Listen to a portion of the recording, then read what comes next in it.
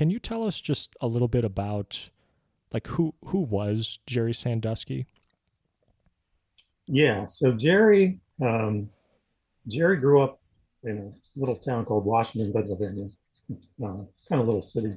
Anyway, his father owned a uh, kind of like a recreation center for boys, and so they lived above the rec center.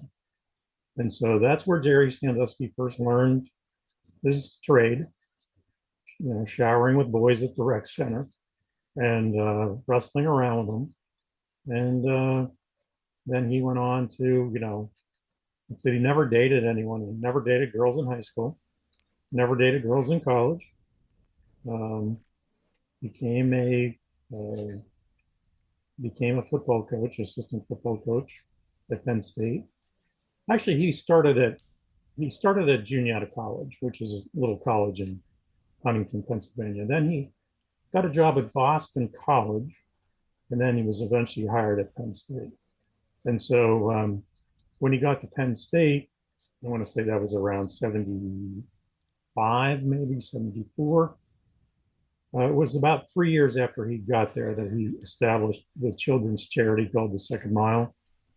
And then, so between 77 and up until 2010, when they fired him from the Second Mile, that's what he ran. He coached football and he did the Second Mile. So very, very what they call pillar of a community child molester. So trusted by everyone, goofy guy, wouldn't harm anyone, but nope, sinister. In regarding his career in football, was also a player at Penn State as well? Yes, he played at Penn State. I think he was a tight end. Uh, you know, not a significant career there by any means, Hmm.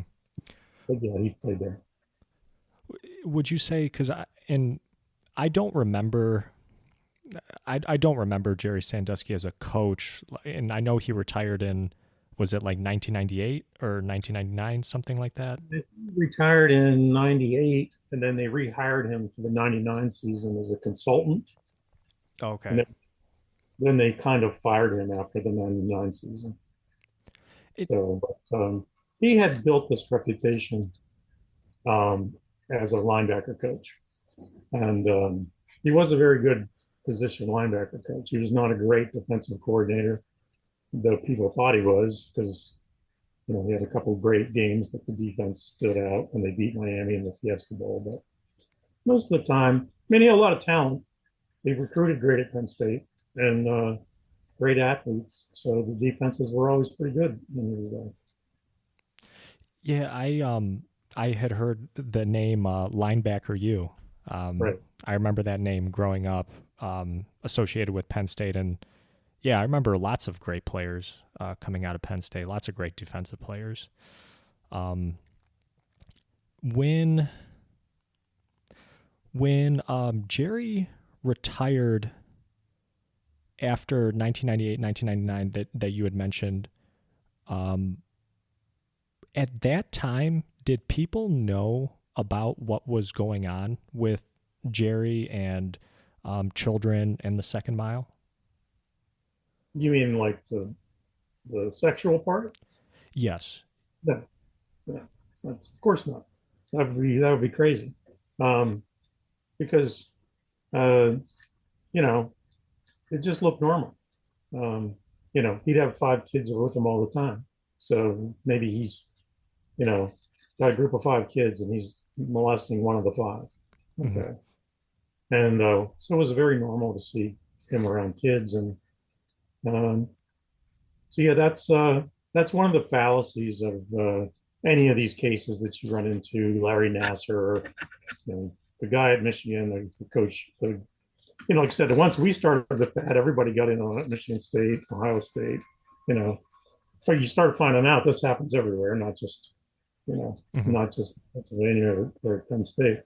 So like I said, they're serial criminals. Serial criminals can only be serial criminals if they're good at hiding what they do. You know, if they weren't good at it, they would get arrested and they'd only harm one or two people. So Ted Bundy, John Gacy, Hmm. all those serial killers are really good at blending